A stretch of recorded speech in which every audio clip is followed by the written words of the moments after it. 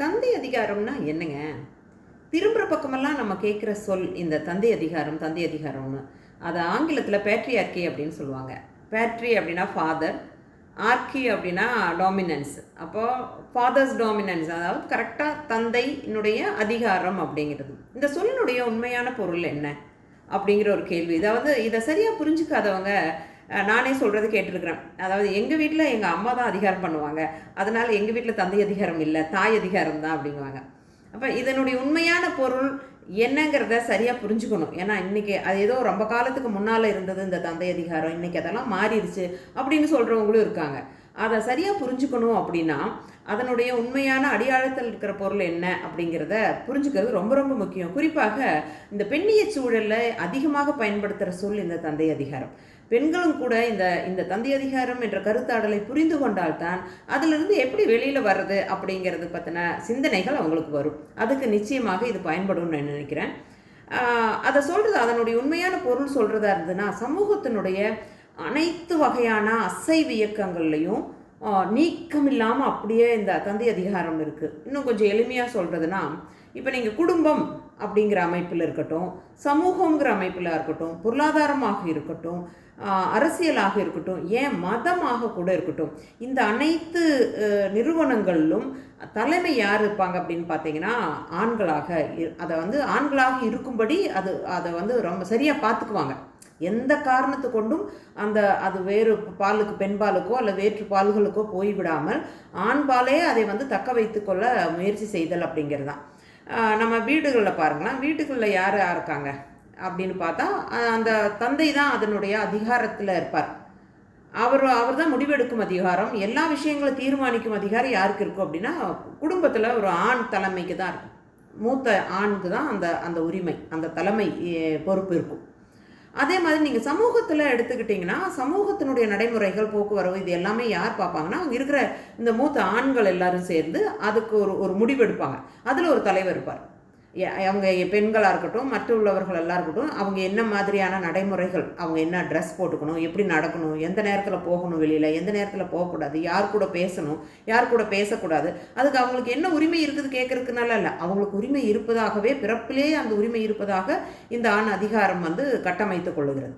இன்றைக்கி நம்ம நிறைய இடங்களில் பார்க்குறோம் இல்லையா, இந்த சமூக பிடிச்சி கட்டி வைத்து அடுத்தல், இந்த ஜாதி முறைப்படி அல்லது பாலின முறைப்படி, இதையெல்லாம் எப்படி வச்சுட்ருக்குறாங்கன்னா, இந்த ஆண் அதிகாரம் அதை தக்க வைத்து கொண்டிருக்கு. அந்த சமூக நடைமுறைகளை இன்றைக்கும் யார் நடைமுறைப்படுத்திட்டு இருக்காங்க, என்ன சட்டம் ஒழுங்கு என்ன இருந்தாலும் இந்த ஆண் தலைமை தான் அதை வந்து நிர்வகித்து கொண்டிருக்கிறது அப்படிங்கிறது இன்னொன்று.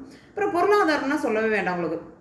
இன்றைக்கி வந்து பொருளாதாரத்தை ஈட்டுதல், செலவு செய்தல் இரண்டுமே ஆண் பக்கத்தில் இருந்தது. ஆனால் இன்றைக்கி வந்து ஈட்டுதலுக்கான ஒரு சின்ன ஒரு என்ன சொல்கிற கன்செஷன் பெண்களுக்கு கொடுத்துருக்காங்க. இன்றைக்கி பெண்கள் சம்பாதிக்கிறாங்க. ஆனால் அந்த சம்பாதிக்கிற அந்த பணத்தை அதை தக்க வைத்து கொள்ளுதல், அதை செலவு செய்தல் அப்படிங்கிறது இன்றைக்கும் அது ஆண் கிட்ட தான் இருக்குது. நான் இதுக்கு முதல்ல இருக்கிற காணொலியிலலாம் சொல்லியிருக்கேன், பெரிய பெரிய பதவியில் இருக்கிற பெண்கள், நிறைய சம்பாதிக்கிற பெண்கள் கூட அவங்களுடைய ஏடிஎம் கார்டை கணவர்கள் கிட்ட கொடுத்துருக்கிறத நம்ம பார்க்கலாம். அவங்க ₹1 ₹2 இன்னும் கை நீட்டிகிட்டு இருக்கிறத பார்க்கலாம். அப்போ அந்த பொருளாதாரம் என்பது இன்றும் ஆணினுடைய கட்டுப்பாட்டில், ஆண் அதிகாரத்தில் தான் இருக்குது. இன்றைக்கும் அந்த சார்ந்து வாழும் ஒரு பிராணியாகவே பெண்ணையும் பிற பால்களையும் நிறுத்தி இருக்கிறத நம்ம பார்க்கலாம். அதற்கு அடுத்த நிலையில் நீங்கள் பார்த்தீங்கன்னா, அரசியல் அப்படிங்கிறது இன்றைக்கி, அதாவது அந்த காலத்தில் அரசாட்சிகள் இருந்த காலம் போய் இன்றைக்கி கட்சி அரசியல் காலமாக டெமோக்ராட்டிக் ஒரு முறையில் வந்துட்டாலுமே, இன்றைக்கி கட்சி அரசியல்லையும் பெண்ணுக்கு ஒரு தலைமை இருக்குது அப்படின்னு கேட்டால், ஒரு பெரிய பந்தியில் இல்லாட்டி ஒரு விருந்தில் ஒரு மூலையில் ஒரு ஊறுகாய் வைப்பாங்க. எதுக்குன்னா இடையில எடுத்து அந்த டேஸ்ட் போகாமல் இருக்கிறதுக்கு, தொட்டு நக்கிக்கிறதுக்கு வேண்டி வச்சுருப்பாங்க ஒரு ஊறுகாய். அந்த மாதிரி தான். நான் இன்னும் இவ்வளோ கேவலமாக சொல்கிறேன்னு நினைக்கிறீங்களா? ஒரு பெரிய மேடையில் ஒரு பொண்ணை கொஞ்சம் கலர்ஃபுல்லாக இருக்கட்டும்ங்கிறதுக்கு வேண்டி ஒரு பொண்ணை வச்சுருப்பாங்க. அல்லாமல் அங்கே ஒரு முடிவெடுக்கும் ஒரு உரிமையோ அல்லது ஒரு ஆளுமையோடு இருக்கிற பதவிகளோ பெண்களுக்கு அதிகமாக வழங்குவதே இல்லை.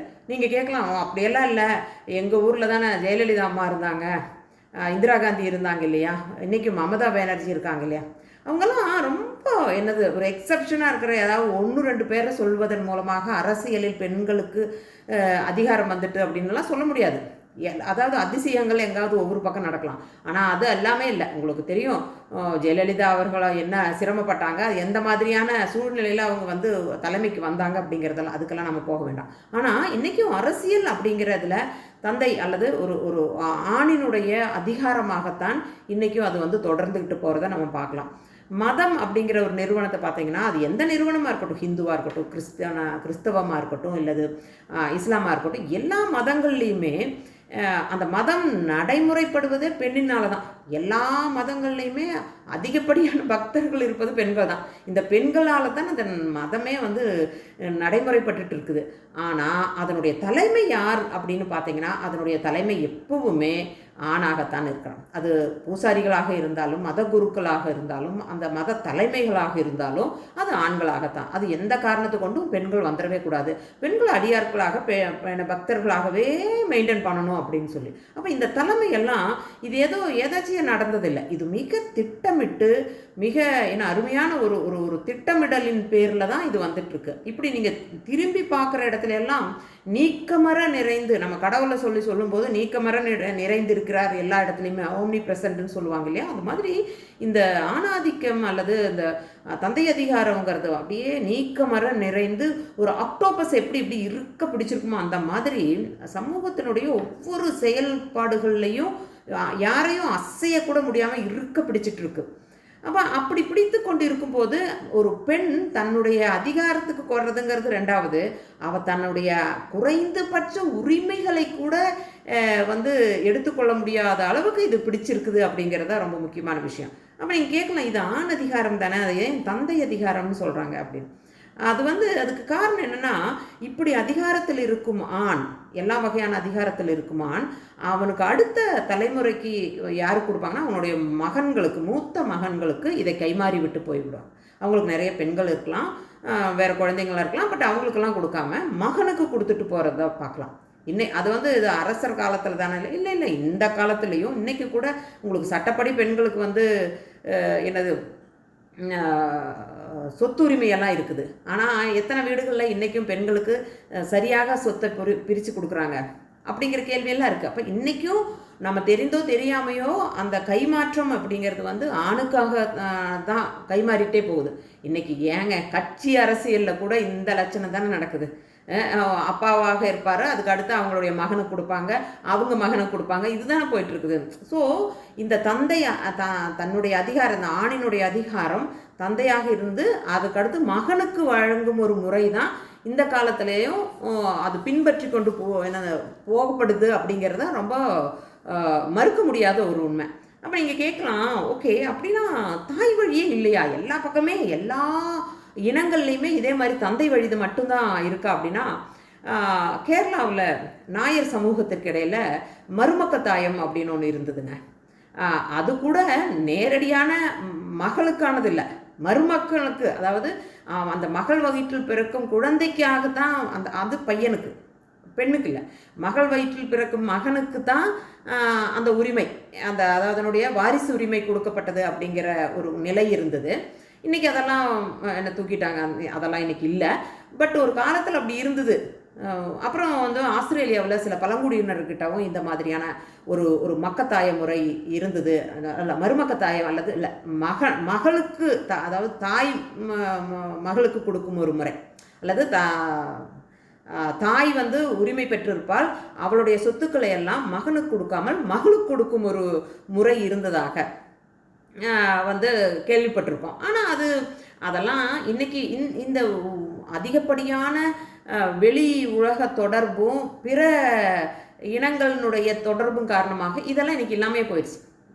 புரியுதுங்களா? அப்போ இன்றைக்கி உலக அளவில் இருக்கிறது, எல்லா இடங்கள்லையுமே இருக்கிறது எந்தனா மொழி கடந்த, கலாச்சாரங்கள் கடந்த எல்லா இடத்துலையுமே பின்பற்றப்படுவது இந்த தந்தை அதிகாரம் தான். இதனால் பாதிக்கப்படுறது யார் அப்படின்னு பார்த்தீங்கன்னா, நிச்சயமாக இது பெண்ணாகத்தான் இருக்கும். அப்போ எல்லா காலத்துலேயுமே இப்படி தான் இருந்திருக்கா அப்படின்னு கேட்டால், நம்மளுடைய மானுடவியலாளர்கள் இருக்காங்க இல்லையா, ஆந்த்ரோபாலஜிஸ்ட்லாம் என்ன சொல்கிறாங்கன்னா, இல்லை தொடக்க காலங்களில், அதாவது முதல்ல நம்ம வேட்டை சமூகமாக இருந்த பொழுது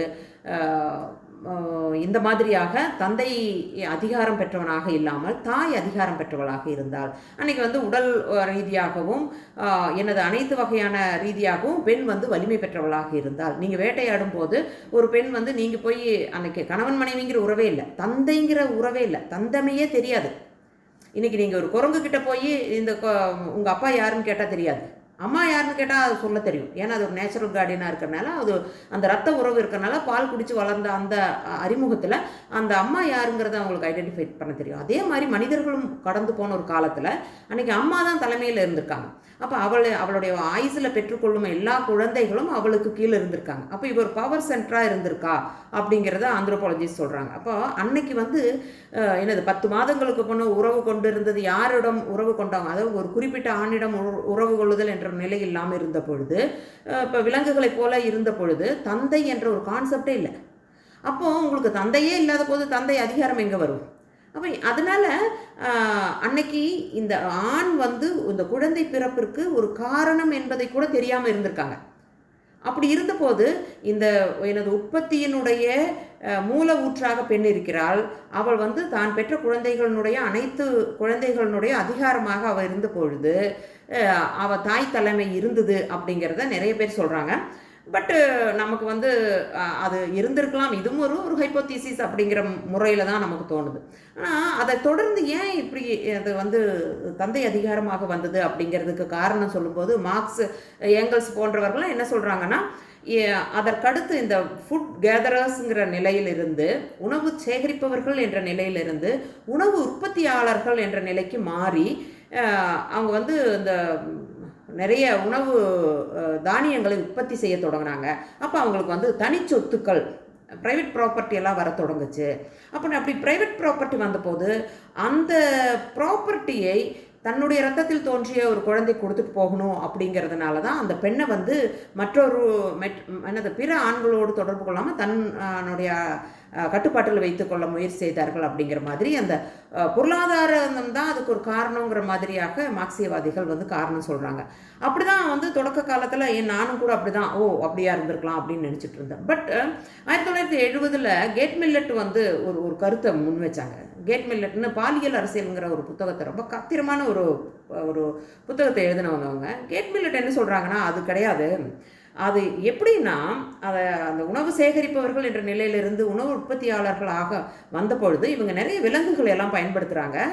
அந்த விவசாயத்துக்கு பயன்படுத்தும் போது அதனுடைய உறவு கொள்ளுதலை பார்த்து, அது வந்து விலங்குகளினுடைய உடல் உறவு கொள்ளுதல் எல்லாம் பார்த்து அது குழந்தை பெற்றுக்கொள்ளுதெல்லாம் பார்த்த போது அப்போ தான் இவங்களுக்கு தெரிஞ்சிருக்குது, இந்த தந்தமை ஒன்று இருக்கிறது, தந்தையும் வேணும், இந்த குழந்தை பேருக்கு ஒரு தந்தமை என்ற ஒரு ஒரு ஒரு ஒரு முக்கியமான காரணியும் இருக்குது என்பதை புரிந்து கொண்ட போது, இந்த தந்தமை என்ற புரிதல் வந்த போது தான் இவங்க என்ன நினைக்கிறாங்க, ஓகே இவ்வளவு நாள் அதாவது எல்லாவற்றினுடைய ஊற்றுக்கண்ணாக அல்லது பிறப்பின் இருப்பிடமாக இருந்த பெண் வந்து இப்போ என்னவா மாறிட்டானா, இதுக்கு அடிப்படையான காரணம் நான் தான், நீ வெறும் வெசல் அல்லது நீ வெறும் ஒரு உபகரணம், இந்த குழந்தையை பெற்று தர்ற ஒரு உபகரணம், நான் தான் முடிவு பண்ணுவேன், இந்த குழந்தையை முடிவு செய்யும் உரிமை எனக்கு தான் இருக்குது, இது பெற்றுத்தரும் ஒரு கடமை உனக்கு இருக்கிறது, இன்று புறந்தறுதல் எந்தலை கடனை அப்படிங்கிற மாதிரி உன்னுடைய ஒரு கடமை மட்டும்தான் அப்படின்னு பெண் வந்து 2ஆம் நிலைக்கு தள்ளப்படுவதற்கு காரணமே இந்த தந்தமை கண்டுபிடிப்பு தான் அப்படிங்கிறத கேட் மில்லட் சொல்கிறாங்க. அப்போ இந்த தந்தமை கண்டுபிடிப்பின் காரணமாகத்தான் அந்த பெண் வந்து வேறு ஆண்களோடு தொடர்பு கொள்ளாமல் ஒரு குறிப்பிட்ட ஆணோடு தொடர்பு கொண்டு அவனோடவே குழந்தைகள் பெற்று அவனோடவே வாழ்ந்துடணும். அதற்கு வேண்டி என்ன பண்ணணும், அவளுடைய அனைத்து வகையான அந்த பொது வெளியை குறைத்து அவளை வந்து வீட்டுக்குள் அடைக்கிறாங்க அப்படிங்கிறது முக்கியமான விஷயம். அப்போ அந்த தந்தை அதிகாரம் ரொம்ப புத்திசாலித்தனமாக அந்த பெண்ணினுடைய அனைத்து வகையான ஊடாட்டங்களையும் குறைத்து இந்த சிறகொடிக்கிற மாதிரி அதை உடச்சு வைக்கிறாங்க. இப்போ இந்த தந்தை அதிகாரம் எல்லா சமூகங்கள்லேயும் இப்படி இருக்குதுன்னா அப்போ நம்ம சமூகத்தில் எப்படி இருக்குது, நம்ம சமூகத்துலேயும் அது அதே மாதிரி இது ஏதோ என்ன சொல்லுவாங்க, எல்லா இடத்துலையும் ஒரே மாதிரி நடக்குது, எப்படி இவங்க கம்யூனிகேட் பண்ணிக்காமையே இதே மாதிரி அதை கொண்டு போனாங்க அப்படின்னு ஆச்சரியப்படும்படி நம்ம சமூகத்துலேயும் அது ரொம்ப அருமையாக இருக்குது. அதை நம்ம வள்ளுவர் வந்து ஒரு குறள் சொல்லுவார், அவர் வேற ஒரு கான்டெக்ஸ்டில் சொல்லுவார், என்னென்னா இந்த இலைதாக முள்முறம் கொள்க கலையுனர் கை கொல்லும் காழ்த்த இடத்துன்னு. அதாவது சின்ன என்னது ரொம்ப சின்ன செடியாக இருக்கும்போதே முள் மரத்தை நீங்கள் பறித்து எரிஞ்சிடணும். அது பெரிய மரம் ஆகும்போது நீங்கள் அதை பறிக்கிறவங்களுடைய கையை காயப்படுத்திடும் அப்படின்னு சொன்ன மாதிரி, இந்த ஆண் அதிகாரம் அல்லது தந்தை அதிகாரம் என்ன பண்ணுதுன்னா, அந்த தலைமையை தக்க வைப்பதற்காக தனக்கு ஒரு போட்டிக்காக இது ஒரு காலம் இந்த பெண் வந்துவிடக்கூடாது என்பதற்காக அவளை வந்து என்ன பண்ணுறாங்க, அந்த இளமையிலே பறிச்சிடுறாங்க. அவள் எப்படியெல்லாம் கட்டமைச்சு அடைச்சு உடைச்சி என்னது ஒரு ஒரு சின்ன ஒரு பாட்டிலுக்குள்ளே துணிச்சு வைக்கிற மாதிரி அவளுக்கு எந்த வகையிலையும் அந்த தலைமைக்கு வராமல் இருப்பதற்கு அவர்கள் மிக கவனமாக கையாண்டிருக்கிறாங்க. பார்த்தீங்கன்னா உடல் ரீதியாக அவளை வந்து வெறும் ஒரு ஒரு என்ன நோஞ்சானாக, அதாவது மென்மைதான் உனக்கு அழகு, உனக்கு வந்து கடினமாக இருக்கக்கூடாது, கடினமாக இருக்கிறவங்கள நீங்கள் சாதாரணமாக கொஞ்சம் ஸ்ட்ராங்காக இருக்கிறவங்க பார்த்தா அவர் குதிரை போகிறவர் அப்படின்னு சொல்லுவாங்க. அது வந்து அவமானமாக. அப்போ பெண் என்றால் நளினமாக மென்மையாக இருக்கணும் அப்படின்னு சொல்லிட்டு கற்பிக்கப்படுகிறது. இதெல்லாம் அந்த தந்தை அதிகாரத்தினுடைய ஒரு தந்திரம் தான் அது. புரியுதா? அவளை வந்து உடல் ரீதியாக அவளை காயுடைத்தல். ரெண்டாவது கல்வி அறிவு மறுத்தல். பெண் வந்து கல்வி அறிவு பெற்றுவிட்டால் நிச்சயமாக அவளுக்கு ரொம்ப சிரமமாக போயிடும். அதனால அவளுக்கு கல்வி அறிவு மறுக்கப்படும். அப்போ நீங்கள் கேட்கலாம், அதெல்லாம் முடியாது, சங்க இலக்கியத்திலே எங்களுக்கு 39 கவிஞர்கள் இருந்தாங்க, பெண் கவிஞர்கள் இருந்தாங்க. உங்களுக்கு தெரியுமா, எங்காவது சங்க இலக்கியத்தில் பெண்கள் கல்வி கற்றார்கள் அப்படின்னு உங்களுக்கு இருக்குதா? பெண் கவிஞர்கள் இருந்தாங்க. அந்த கவிதைகள் பெண் எழுதியிருக்கலாம், நிச்சயமாக அதில் வந்து பெண்மொழி இருக்குது, பெண்கள் தான் எழுதியிருக்காங்க. ஆனால் எழுதுனது கிடையாது, அவங்க பாடியிருக்காங்க. இன்றைக்கும் நீங்கள் கிராமங்களில் போனீங்கன்னா அவ்வளோ அழகாக இட்டுக்கட்டி பாடுவாங்க. அந்த செகண்டில் இட்டுக்கட்டி பாடுவாங்க. எனக்கே நிறைய பேர் தெரியும். ஏன்னா நான் 10-12 வருடமாக நாட்டுப்புறவையெல்லாம் ஆய்வு செய்தவன். நான் பழங்குடியினர் கிட்ட போய் வீடு வீடாக போய் அவங்களெல்லாம் ஃபீல்டு ஒர்க் பண்ணுவேன். அப்படி பாடுவாங்க அந்த பெண்கள். அவங்கெல்லாம் கல்வி கற்ற பெண்கள் எல்லாம் கிடையவே கிடையாது. அப்போ சங்க இலக்கியத்தில் பாடின பெண்கள்லாம் கல்வி கற்றங்க கிடையாது. அதை நீங்கள் அந்த பிரிவு சொல்லும்போது தூது ஓதல் தூது பகை இவை பிரிவேன்னு சொல்லுவாங்க. அந்த பகை இரிவு, அந்த 3 பிரிவு யாருக்கான பிரிவு? ஓதலுக்காக எந்த பெண்கள் போனதாக சொல்கிறாங்க, குருகுலத்துக்கு எந்த பெண் போய் படித்தான்னு சொல்லி நம்மளுக்கு தரவுகள் இருக்குன்னு நினச்சி பாருங்கள். இப்போ மாதவி போன்றவர்கள்லாம் கல்வி கற்றார்கள்னு சொல்ல கிடையாது. அவங்களாம் அவங்களுடைய குல முறைப்படி அவங்க டான்ஸு பாட்டு இதெல்லாம் தான் கற்றுருக்காங்க. இல்லாமல் இவங்க கல்வி கட்டுறாங்க அப்படிங்கிறதுக்கான தரவுகள் நமக்கு கிடையவே கிடையாது. எனவே நம்ம வந்து ரொம்ப மாறுதட்டி அந்த காலத்திலேயே நாங்கள் வந்து கவிஞர்கள் பெண் கவிஞர் இருந்தான்னு சொன்னால் கேட்குறக்கெல்லாம் நல்லாயிருக்கும். ஆனால் அதை வந்து பெண்கள் கல்வி கற்றிருந்தாங்க அப்படிங்கிற மாதிரியெல்லாம் எனக்கு தரவுகள், எனக்கு நம்புகிற மாதிரியான தரவுகள் எதுவும் இல்லைங்க. அன்னைக்கு பாடினவங்கெல்லாம் பாடியிருக்கிறாங்க, அது யாரோ எடுத்து எழுதியிருக்காங்க அப்படிங்கிறது தான். ஓகே, நம்ம இங்கே வருவோம், தந்தை அதிகாரத்துக்கு வருவோம். அப்போ பெண்ணை கல்வி மறுத்தல், ஒரு குறிப்பிட்ட காலத்துக்கு அடுப்பூதும் பெண்ணுக்கு படிப்பெதற்கு அப்படின்னலாம் சொல்லி நமக்கு திரும்ப திரும்ப திரும்ப பெண்ணுக்கு படிப்புங்கிறது தேவையில்லாத ஒரு விஷயம் அப்படின்னு சொல்லிட்டே வந்தாங்க. அது மட்டும் இல்லாமல் சொத்துக்களை வந்து ஆணுக்கு கொடுத்தல். அப்போ அவள் எப்பவுமே சார்ந்திருக்க வேண்டிய ஒரு பிராணியாக, வெளியில் போனான்னா அவனால் சர்வை பண்ண முடியாது. ஸோ அவளுக்கு வேறு வழியே இல்லை, அவள் வந்து சார்ந்திருக்கணும் அப்படிங்கிறதுல கவனமாக அதை வந்து கட்டமைச்சிட்டு இருந்தாங்க. இன்னொரு விஷயம் பார்த்திங்கன்னா, இந்த பொருளாதாரத்தை கொடுக்காம இருந்தாங்க. ஈக்குவல் ஆப்பர்ச்சுனிட்டி ஒரு காலம் கொடுக்க மாட்டாங்க. இப்போ நீங்கள் வந்து அவள் வந்து திறனற்றவள் அல்ல தகுதியற்றவள் அப்படின்னா நீங்கள் 2 பேர்த்துக்கான வாய்ப்புகளை கொடுங்க. அப்புறம் வாய்ப்பு கொடுத்துட்டு அதில் அவங்க திறனற்றவங்களாக இருந்தால் நீங்கள் வேண்டான்னு வச்சுருங்க. ஒரு பெண் என்பதற்காகவே நீங்கள் வந்து ஏதாவது கன்சிடர் பண்ணணும்னு நான் நிச்சயமாக சொல்ல மாட்டேன்.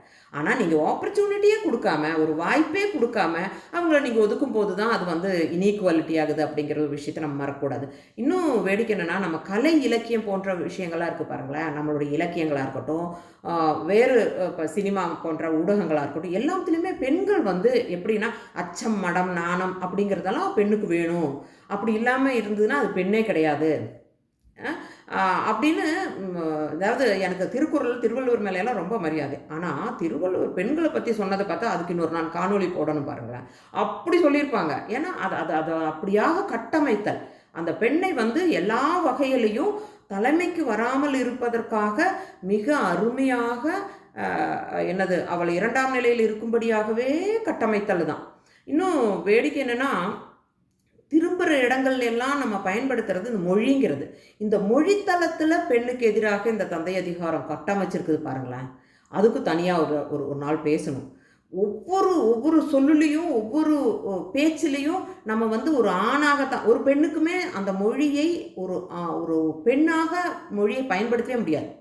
இவ்வளவு கான்ஷியஸாக இருக்கிற நான் கூட என்னை அறியாமையே ஆண் சார்ந்த மொழிகள் நம்ம வாக்கில் வந்துட்டே இருக்கும். ஏன்னா நம்ம அதான் பழகியிருக்கோம், அப்படி தான் பேசியிருக்கோம், அப்படி தான் கேட்டிருக்கிறோம். அதனால நமக்கு அப்படி தான் வரும். வாசகன்பான்னு சொல்லுவோம், வாசகனுக்கு பிடிக்கவில்லை, ஏதோ அந்த மொத்தமாக வாசிக்கிறது எல்லாமே வாசகன்கள் மாதிரியும், மாணவன் அப்படிங்காங்க படிக்கிறது எல்லாமே ஆண்கள் மாதிரியும். இது ஏன்னா இந்த இந்த ஆண் ஒருமை வந்து ஒட்டுமொத்த சமூகத்தையே பிரதிநிதித்துவப்படுத்துது அப்படிங்கிற மாதிரி அந்த மொழித்தளத்தில் வருது. அது நம்ம அப்புறம் பேசுவோம். ஆனால் முக்கியமான இன்னொன்று விஷயம் என்ன பார்த்தீங்கன்னா, இந்த தந்தை அதிகாரம் எப்படியெல்லாம் நம்ம சாதாரண வாழ்க்கையில் கட்டமைக்குதுன்னா, முக்கி பெத்தெடுக்கிறவ அம்மா. ஆனால் அந்த அம்மாவோட இனிஷியல் போட மாட்டாங்க, அப்பாவோட இனிஷியல் தான் போடுவாங்க. அந்த குலங்களாக இருக்கட்டும், ஏன் ஜாதியாக இருந்தால் கூட அது வந்து அப்பாவினுடைய ஜாதி, அப்பாவினுடைய குலம், அதுதான் அந்த குழந்தைங்களுக்கு போய் சேரும். அப்போ எந்த அளவுக்கு அந்த அந்த அதிகாரத்தை வந்து கடத்தி கொண்டே போகிறாங்க பாருங்களேன். அது வந்து நம்மளும் அதெல்லாம் நம்ம நின்று யோசிக்கிறதே இல்லை. ஆமாம் இல்லை, அப்படி தானே இல்லை. பாருங்கள், என்னுடைய பேர்லேயும் டி விஜயலட்சுமின்னு தான் இருக்கும். டி அப்படிங்கிறது தங்கவேல் அப்படிங்கிற அப்பாவோட பேர் தான். இப்படி தான் நம்ம கடந்துட்டு போயிட்டுருக்குறோம், புரியுதா? ஆனால் அதை நின்று யோசிக்கிறதுக்கான ஒரு சிந்தனை வரணும்னா இதை பற்றின ஒரு புரிதல் இருக்கணும் அப்படிங்கிறது ரொம்ப முக்கியமான விஷயம். அதுக்காக நம்ம தந்தையை வெறுக்கிறோம், தந்தையை எதிர்க்கிறோம் அப்படிங்கிறதெல்லாம் கிடையவே கிடையாது.